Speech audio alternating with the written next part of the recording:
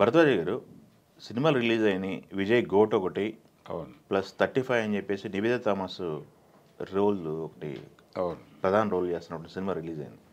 ఆ రెండు చూసారా? ఎలా అనిపించింది మీకు? రెండు చూశాను. అయితే ఆ రెండు సినిమాల్లో ఈ 35 ఈ చిన్న కథ కాదు అవును అనే టైటిల్తో నందకిషోర్ డైరెక్ట్ చేసినటువంటి సినిమా ఇది. అవును రాణా సంరక్షకుడిగా వ్యవహరించాడు అవును ఈ సినిమాకి. ఒక ఎన్ఆర్ఐ ప్రొడ్యూసర్ నుంచి వచ్చిన సినిమా ఇది. తను ఇంతకుముందు డిస్ట్రిబ్యూటర్గా వ్యవహరించాడు. అంటే ఓవర్సీస్ సినిమాల హక్కులు కొనుక్కుని అక్కడ రిలీజ్ చేయటం అనే కార్యక్రమం చేస్తూ ఉండగా తను కోవిడ్ టైంలో మలయాళం సినిమాలు చూసి ఇన్స్పైర్ అయ్యి ఇలాంటి కథలు తెలుగులో ఎందుకు చేయట్లేదు అని ఆవేదనతో ఏదైనా కథ విని మనం ఇలాంటి ప్రయత్నం చేయాలనుకుంటున్న టైంలో ఆల్రెడీ రానా దగ్గరికి వచ్చి ఇది బాగుంది ఎలా చేయాలి అని ఒక సందేహంలో ఉన్నటువంటి స్క్రిప్ట్ తన దగ్గరికి వెళ్ళింది. ఈ నందకిషోర్ తనకి నేరేట్ చేయగానే ఓకే చెప్పేసట ఆయన ఇది బాగుంది ఇలా వెళ్ళిపోదామని. అంటే చాలా సెన్సిటివ్ విషయాలు తీసుకున్నారు ఈ కథలో. ఒకటి, చాలామంది విద్యార్థులకి అంటే విద్యార్థులు పిల్లలుగా వాళ్ళు ఎక్కువ టైం కేటాయించేది స్కూల్లోనే, కొద్ది టైం మాత్రమే ఇంట్లో గడుపుతున్నటువంటి పరిస్థితి. అవును. అయితే వీళ్ళకి 100 డౌట్లు ఉంటాయి. ఈ డౌట్స్ బేసిక్స్ని క్వశ్చన్ చేసే డౌట్లు కూడా అవుతాయి. దాన్ని కూర్చోబెట్టి క్లియర్ చేసి వాళ్ళని ముందుకు నడిపించాల్సినటువంటి బాధ్యత ఖచ్చితంగా టీచర్దే. టీచర్లు వీళ్ళని బుల్డోజ్ చేస్తే ఎందుకు ఇలాంటి డౌట్లు వస్తాయని, ఇలాంటి డౌట్లు రాకూడదు అంటే అసలు టోటల్గా ఇన్యాక్టివ్ అయిపోతారు వాళ్ళు. ఇన్యాక్టివ్ అయిపోతే అతని కెరియరే నాశనం అయిపోతుంది. అందుకని వాళ్ళకు వచ్చిన డౌట్ ఫండమెంటల్ని క్వశ్చన్ చేసే డౌట్ అయినప్పటికీ కూర్చోబెట్టి వాళ్ళకి విషయం అర్థం చేయించకపోతే జరిగేటువంటి ప్రమాదాలు ఏమిటి, దీనికి పేరెంట్స్ని నిందిస్తారు వాళ్ళు. మీరు ఇంట్లో గారాబం వదిలేసి పిల్లల మీద దృష్టి పెట్టండి, వాళ్ళ యాటిట్యూడ్ మార్చండి అని పేరెంట్స్కి క్లాస్ చెప్తారు. పేరెంట్స్కి అర్థం కాదు, ఏం చేయాలో తెలియదు. దాంతో వాళ్ళు క్రైసిస్లోకి వెళ్ళిపోతారు. పిల్లలేమో కన్విన్స్ కారు. పిల్లలు తల్లిదండ్రులతోనూ డిటాచ్ అవుతారు, టీచర్లతోనూ డిటాచ్ అవుతారు. వాళ్ళ భవిష్యత్తే అగమ్య గోచరంగా మారుతుంది. ఇలా గందరగోళంలోకి వెళ్ళిపోయి జీవితాలు నాశనం చేసుకుంటున్నటువంటి అనేక మంది విద్యార్థులు మనకు కనిపిస్తారు. ఇదే అంశాన్ని తీసుకున్నాడు అతను. తీసుకుని దీన్ని ఏదో నినాదాల్లాగానో లేకపోతే ఒక సందేశం ఇచ్చే సినిమాగానో కాకుండా చాలా అండర్ కరెంట్గా నడుపుతూ ఇంట్రెస్టింగ్ ఎలిమెంట్స్తో ఒక అద్భుతమైనటువంటి ఫిక్షన్ డిజైన్ చేశాడు. అది ఆడియన్స్ని థియేటర్లో కూర్చోబెట్టగలిగింది. ఎక్కడా కూడా ఇతనేదో మనకు ఒక ప్రబోధం చేయటానికో ఒక ప్రవచనం చెప్పడానికో థియేటర్కి రప్పించాడు అని అనుకోడు ప్రేక్షకుడు. అలా క్యారీ అవుతూ ఏదో జరుగుతోంది, ఏదో చెప్తున్నాడు ఇతను, ఏదో కొత్త విషయాన్ని మనతో చర్చించడానికి థియేటర్కి రప్పించాడు ఈ డైరెక్టరు అనేటువంటి ఫీలింగ్కి ఫస్ట్ హాఫ్లోనే ఆడియన్స్ని ప్రిపేర్ చేశాడు ఆయన. సెకండ్ హాఫ్ చాలా ఎమోషనల్గా నడిపాడు. సీనియర్ ఆర్టిస్టులను కూడా తీసుకున్నాడు ఈ సినిమాలో. అంటే ఒక రకంగా ప్యాడింగ్ కోసం అయి ఉండొచ్చు, అది మార్కెటింగ్ వ్యూహంలో భాగంగా చాలామందిని ఇన్కార్పొరేట్ చేశాడు. అలాగే నివేదాన్ని కూడా ఇన్కార్పొరేట్ చేశారు అనిపించినప్పటికీ ఆ సినిమాకి తన అవసరం చాలా ఉంది అనేది సినిమా చూసిన తర్వాత అర్థమైంది. పర్ఫార్మెన్స్ చాలా చాలా అద్భుతంగా యాక్ట్ చేసింది తను. అంటే ఇద్దరు పిల్లల తల్లిగా తను ఆ పిల్లలతో ఉన్నప్పుడు, అలాగే కుటుంబంలో అంటే వీళ్ళ బాధ టీచర్ ఎలాగో అర్థం చేసుకోడు. అలాగే ఇంట్లో రెస్పాన్సిబిలిటీ చూడాల్సినటువంటి భర్త కూడా ప్రాపర్గా స్పందించడు పిల్లల యాక్టివిటీ మీద. అంటే వాళ్ళకు వస్తున్న సందేహాలని నివృత్తి చేయటం అనే దానికంటే కూడా వీళ్ళని స్కూల్కి అనుగుణంగా ఎలా మార్చాలి అనే దాని మీద ఎక్కువ శ్రద్ధ పెడతాడు. అది కరెక్ట్ కాదు అని వీడికి అనిపిస్తూ ఉంటుంది. దాన్ని తన లైఫ్ ఇబ్బంది పడకుండా, పిల్లల లైఫ్ ఇబ్బంది పడకుండా వీళ్ళందరినీ ఎలా ఒక ట్రాక్ మీదకు తీసుకురావాలి అనే తపన పడేటువంటి తల్లిగా చాలా అద్భుతంగా పెర్ఫామ్ చేసింది తను. అంటే డైరెక్టర్ ఆ క్యారెక్టర్ నుంచి ఏది ఆశించాడో దాన్ని పూర్తిగా అర్థం చేసుకుని అక్కడ రిప్రజెంట్ చేసింది ఒక మదర్ క్యారెక్టర్ని.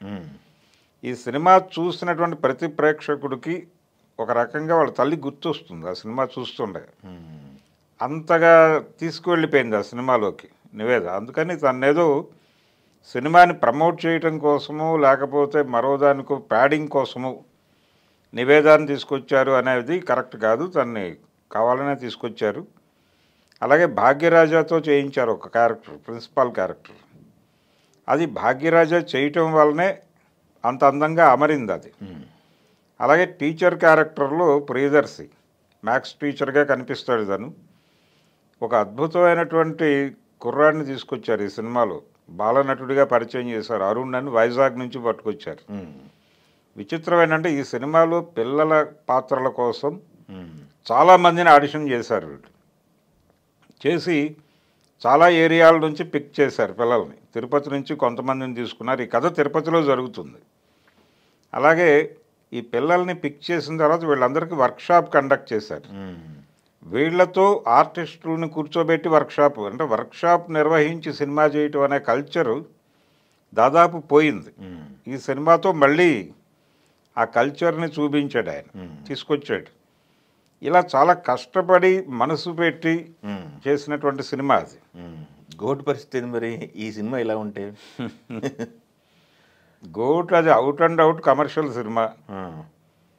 అతను వెంకట్ ప్రభు ప్రతి సినిమాలోనూ ఒక జ్ఞాపకాలను పరిచే ప్రయత్నం చేస్తాడు. అంటే నోస్టాలజిక్గా వెళ్ళే ప్రయత్నం చేస్తాడు అతను ప్రతి సినిమాలోనూ. అదే ఇందులోనూ చేశాడు. అంటే మనకి 90స్లోనూ ఆ తర్వాత 2000 ఆ ఏరియాలో కొనసాగినటువంటి కొంతమంది ఆర్టిస్టులను పట్టుకొచ్చి ఆ జనరేషన్ అనుభవాలు జ్ఞాపకాలు జనాలకు పంచడం అనేది ఒక ఎపిసోడ్గా మార్చాడు. మార్చి ఆ రోజుల్లో రొమాంటిక్ హీరోగా కనిపించినటువంటి మోహన్ని చాలా కాలం తర్వాత ప్రేక్షకుల ముందుకు తీసుకొచ్చాడు.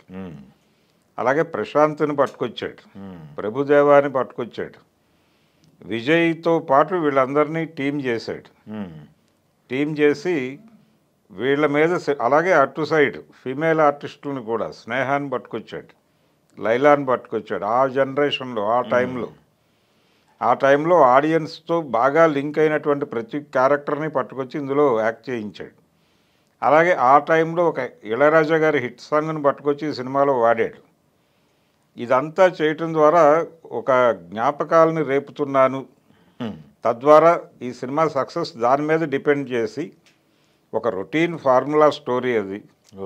ఒక గ్యాంగ్స్టర్ మీద అటాక్, ఈ అటాక్ చేసేది ఒక టెర్రరిస్ట్, యాంటీ టెర్రరిస్ట్ స్క్వాడ్. ఆ యాంటీ టెర్రరిస్ట్ స్క్వాడ్లో గాయపడినటువంటి ఆ డాన్ ఇతని ఫ్యామిలీ రూయన్ అయిపోతుంది ఆ అటాక్లో. ఇతని ఫ్యామిలీని రూయన్ చేయటం కోసం అతను టార్గెట్ చేసి తన కొడుకుని కిడ్నాప్ చేసి ఒక రకంగా అతని దగ్గర పెంచి ఇతని మీద ప్రయోగించడం అనేది లైన్. ఆ లైన్ మీద సినిమా నడిపేశాడు. అంతకు మించి వేరే ఏం లేదు. ఈ లైన్ చాలా సినిమాల్లో చూసాం మనం గతంలో. అయితే ఇక్కడ 2 క్యారెక్టర్లు విజయ్తో చేయించాడు. ఒరిజినల్గా ఇది రజనీకాంత్ ధనుషుల మీద చేద్దామని తను ప్రిపేర్ చేసుకున్న లైన్. అయితే ఇది విజయ్ విని ఎగ్జైట్ అయ్యి ఇది నేనే డ్యూయల్ రోల్ చేస్తాను అని చెప్పి కమిట్ అయ్యాడు అనేది మనకి బయటకు వచ్చిన కథనం. వాళ్ళు ప్రీ రిలీజ్ ఈవెంట్స్లో చెప్పుకున్నారు అది. ఫైనల్గా ఇందులో విజయ్ క్యారెక్టర్, యంగ్ విజయ్ కోసం వీళ్ళు ఆర్టిఫిషియల్ ఇంటెలిజెన్స్ని ఆశ్రయించి ఆ క్యారెక్టర్ని అలా డిజైన్ చేశారు టెక్నికల్గా.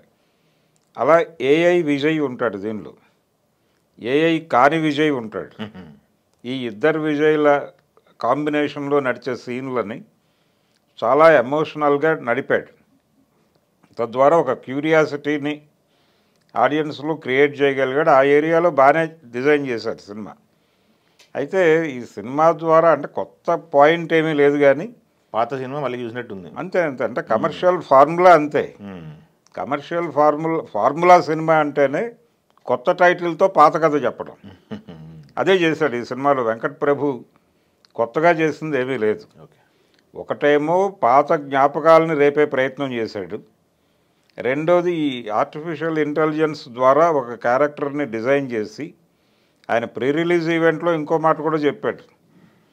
ఈ ప్రయోగం చేసిన తర్వాత నాకు ఒక కాన్ఫిడెన్స్ వచ్చింది, ఎంజీఆర్ని కూడా పట్టుకొచ్చేయచ్చు, అలాగే తెలుగు ఎన్టీఆర్ని పట్టుకొచ్చి ఒక క్యారెక్టర్ చేయించవచ్చు అంటే వాళ్ళకు సంబంధించిన అన్ని హావభావాల్ని అక్కడ సమర్పించేస్తే వాళ్ళు ఒక డిజైన్ వచ్చేస్తుంది బయటకు, ఆ డిజైన్ని మనం వాడుకోవచ్చు అని చెప్పాడు ఆయన.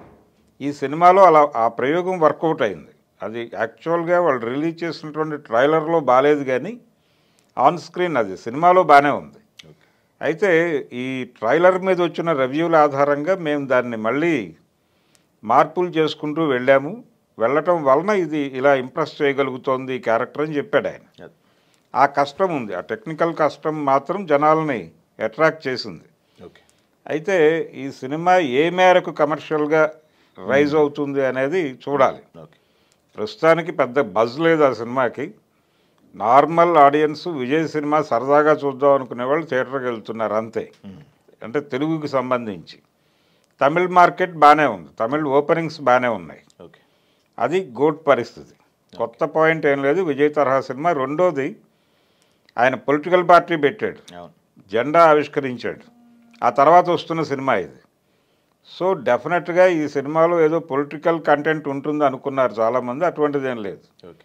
ఇది ఆయన చివరి సినిమా అనే ప్రచారం కూడా జరుగుతోంది. రేపు త్వరలో ఎన్నికలు ఉన్నాయి, ఆ ఎన్నికల్లో ఆయన యాక్టివ్ అవ్వబోతున్నాడు అనేది వినిపిస్తున్న మాట. అలా గోట్ కండిషన్ అలా ఉంటే ఇది మాత్రం డెఫినెట్గా 35 చిన్న కథ కాదు అనేటువంటి సినిమా అయితే తెలుగులో వచ్చినటువంటి ఈ మధ్యకాలంలో కంటెంట్ ఓరియంటెడ్గా వచ్చినటువంటి సినిమాగా దీన్ని చూడొచ్చు. రెండోది చిన్న సినిమాలు అనేవి కంటెంట్ ఓరియంటెడ్గా ఉంటాయి, ఒక డిస్కసివ్ పాయింట్తో ఉంటాయి అనేటువంటి ఒక నమ్మకం ఉండేది గతంలో. ఆ నమ్మకాన్ని ఈ మధ్య చంపేశారు. ఆ నమ్మకాన్ని నిలబెట్టే సినిమాలు వస్తున్నాయి ఈ మధ్య వరుసగా.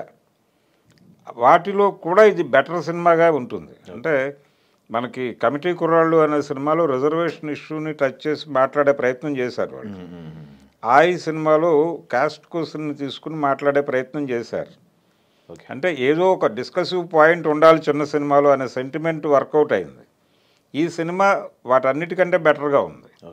అంటే విద్యా వ్యవస్థ, పిల్లల పెంపకానికి సంబంధించినటువంటి చాలా సెన్సిటివ్ ఏరియాలోకి వెళ్ళి చాలా అద్భుతమైనటువంటి ఫీల్తో సినిమాని చెప్పాడు. చాలా సన్నివేశాల్లో ఒకసారి కె విశ్వనాథ్ గారు, బాపు గారు వీళ్ళందరూ గుర్తొచ్చారు సినిమా రన్లో. అలా ఒక మంచి ప్రయత్నం, ఆ మంచి ప్రయత్నాన్ని ఆదరిస్తే ఇలాంటి సినిమాలు మరికొన్ని వస్తాయి.